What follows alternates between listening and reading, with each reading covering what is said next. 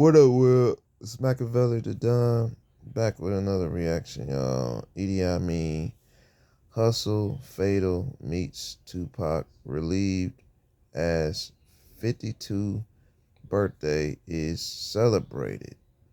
If you're new to the channel, don't forget to hit that subscribe bell. Yeah, I want to say happy birthday to Fatal, y'all. Happy B-Day, Fatal. Thug Life. What's good, everybody? Welcome back to another episode of Edie Amin's Talk My Truth. This one is a special one. It's a bittersweet one.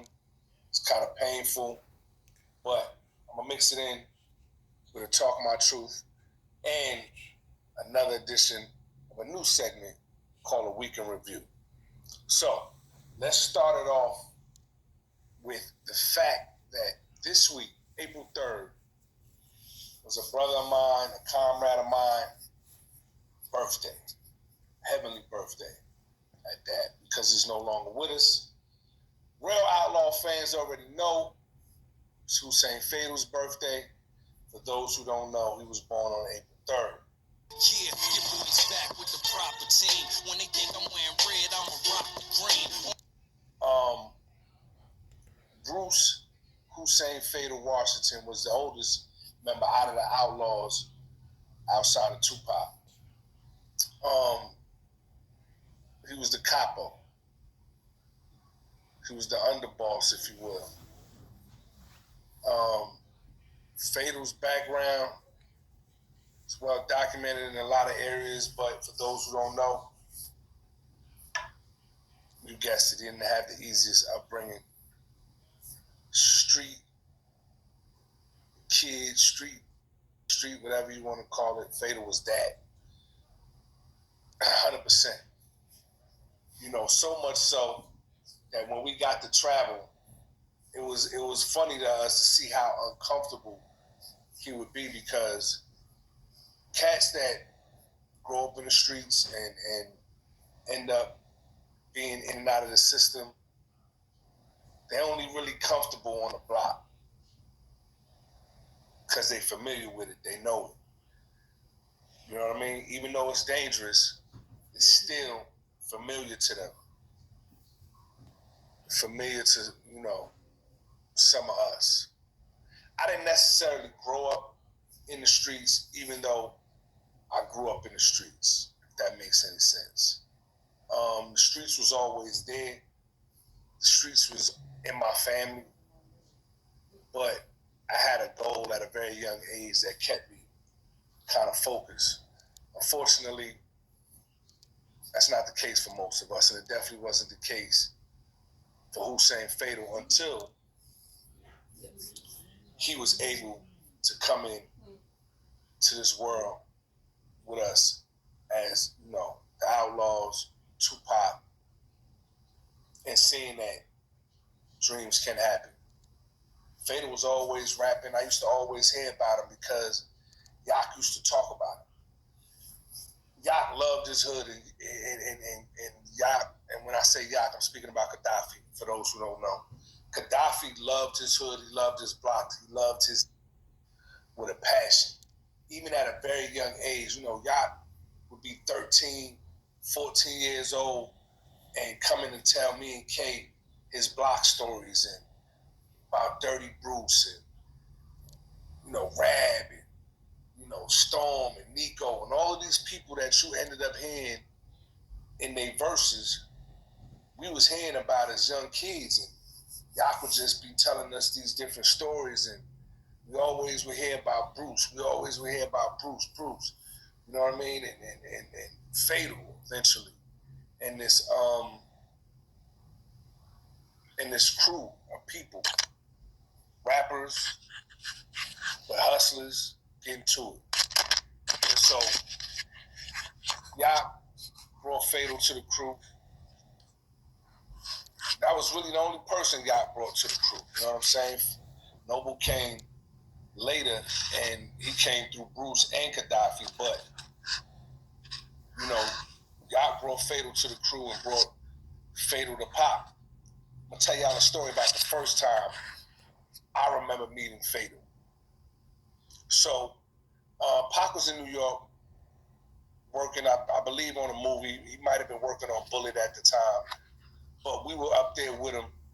And Doc was like, yo, Pac, I want you to meet my homeboy. He nasty, he can rhyme. And this is before Pac went to jail. This is before we started the Outlaws. This is before all of that.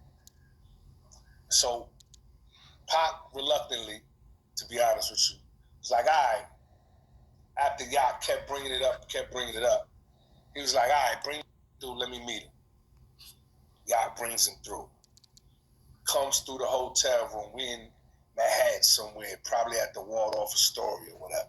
But it don't matter because Pac was smoking anyway. So we in the room watching basketball and shit. Might have been the day the OJ chase happened. Because if my memory serves me correctly, we were watching the Knicks playing the Rockets on the TV. So we in the room chilling watching the Knicks versus the Rockets. You know, the OJ going on, and we all there just bugging out. Pac just, he just smoking and shit. Pac, when he roll up his weed, sometimes we would all just roll out of the same sack. We would all have our own blunts. And then sometimes he'd be like, nah, you know what I mean? Don't touch my sack. Especially talking to Gaddafi, because Gaddafi was the one that would just go in his sack and take weed or smoke it or whatever. None of us would ever touch the sack, you know what I mean? Respectfully, like the man said, don't touch it. I ain't putting nothing on it, I'm not touching it. That's just how I was brought up. But Yak and Pac had a different relationship, big brother, little brother relationship. So their relationship was different. Yak felt like he could get away with certain that the rest of us wouldn't dare do. And I was one of them touching his weed. And I bring up the weed because Pac is standing there just in the middle of the room smoking a blunt, looking at the TV, and out of nowhere, this guy Fatal gets up and walks up to Pac like, yo, can I hit that? And I promise you, you know how the record scratch, on the TV shows, like, everybody looked like, what the fuck is he doing? Even Yak was like, oh, shit. Because we all know how Pac was, how Pac get out, and we just getting to know Fatal. Fatal actually walked up to the guy and was like, standing there like, yo, can I hit that? Yeah, y'all. Folks, we all know. Man, that's crazy, y'all. Hit that like button. Commercial break, y'all. Hold on. Hey, man. Edie, I mean, it's preaching, y'all. Hold on. Preaching on the truth. Y'all hit that like button, man. Hold on. Wind it back up for y'all. Y'all hit that like button. Thug life. Pac looked at him up and down, just shook his head and just was like, here, man. Yo, here, man. Just that. And so that right there just let me know this guy was different. Fast forward, Pac is in jail, and Pac want to, rebrand everything and want to start the super group. Of course, Fatal was the first name Yacht brought up. Fatal started going to visit Pac, along with Yacht, along with the rest of us. We start getting to know each other. And Pac and Fatal immediately clicked. They had similar backgrounds in a lot of ways. And Pac always was a champion for the underdog. And he looked at Fatal as one of those dudes that was an underdog, especially knowing his name was circulating around Jersey already. Northern Jersey, they knew about Fatal. You know what I mean? From the streets to the rapping. You know what I mean? A lot of, and I mean, when I say they, I mean cats that was in the industry. You know what I'm saying? The Tretch, Redman, Lords of the Underground. All of those cats knew Fatal was nasty. He was known for battling. He was known for being one of the nastiest MCs out there. Real talk. And so he was like the first. After Napoleon, he was the first one outside of our nucleus, which is me, Yak, Castro. Outside of that nucleus, Fatal was the first one to come after Napoleon. And that was the beginning of the Outlaws. And eventually, Outlaw Immortals, the whole shit. And like I said, man, Fatal was definitely somebody that went through a lot of different changes and struggles in his journey. But what hurt me the most about his death was that when he died, he was actually at a point where he had completely changed his whole life around. First of all, I know physically, I know my man was getting it in tip-top shape. Actually, one of the people that first introduced me to a healthier lifestyle, because I had wanted him to do a blog on my blog about fitness and health. And one thing about Fatal, he wasn't really a talker. He could rap his ass off, but one of the more quieter ones out of the group. But when he spoke, you absolutely felt him and you knew what he was speaking about. He knew what he was talking about. And so he was changing his life, getting his fitness together, getting his finances together, getting his up here together, man, because when you grow up like some of us grew up, trauma is a real thing. We lose homeboys in the streets. We grow up in households that are broken, that have a lot of issues, and trauma is a real thing. Trauma is something that all of us deal with in different kind of ways. Some of us heal, some of us don't. Some of us, it takes a long time to get to healing. And Fatal was in that phase, and so thankful to Noble especially, but to both of us for keeping this outlaw shit cracking, so where he can come back to the group and eat and feed his family and pay his bills. You know what I mean? Do things that he had never done before, like travel. He couldn't travel because he always had cases or different legal issues that would prevent him from leaving the country until he came back to the group. And when he came back to the group, I felt like that phase of the Outlaws was probably one of the most strongest phases of us. Our music was stronger than ever. 2 Illuminati mixtapes, the Perfect Timing album, which I feel like is one of the best Outlaw albums that we ever did as a group. It's superb in my opinion, and I'm one of our toughest critics. You know what I mean? Like that album right there, with Fatal back in the group, with his head on right, it was a problem. It was definitely a problem out there. And so go back and listen to that Perfect Timing album and listen to how strong Fatal sound. He shined on that album. These niggas is nothing, they bluffing the beats. They rapping about nothing important and fronting on my history, so they nothing to me, and I bang on them. Did his thing, every song. You know what I mean? And I always look back on those times with fond memories and a lot of laughs. Fatal was a sneaky funny dude.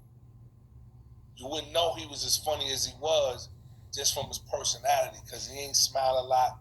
He wasn't necessarily a friendly dude. Like Fatal wasn't a friendly, you know what I mean?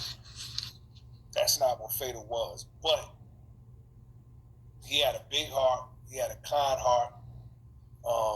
I remember his dog Kelly. He loved his dog Kelly. If you listen to some of his verses, he actually rap about his dog, this pit bull that he had trained off the leash. Like I said, sneaky funny, wicked sense of humor, a technician in the booth. I feel like he was one of the most technically superior MCs, not only in the Outlaws, but period, in the rap game. His wordplay was phenomenal. I definitely saw him push Pac in the booth, rap-wise, especially on songs like Hit 'Em Up. Made, like I said, the combination of all of us including Hussein Fatal, was absolutely pressured when we wanted to be, when we got it right. So I just wanted to give my brother some flowers, say happy birthday to him, say his name, Bruce Washington. Ashe to all our ancestors, man. Absolutely. Happy birthday, Hussein Fatal. Go run back some of them classic verses. I did a post on my Instagram page running back his Running on E verse, one of my favorite verses from him. He bodied that.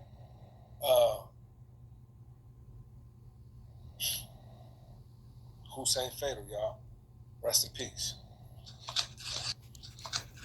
Did you see? Yeah, y'all. That's what it was. Struggled for years with. That's what it was, y'all. Idi Amin, man, from the Outlaws, y'all. Happy birthday again to Fatal, y'all. Happy B-Day, Fatal. You know what I'm saying? One of the best out of the Outlaws. You know what I'm saying?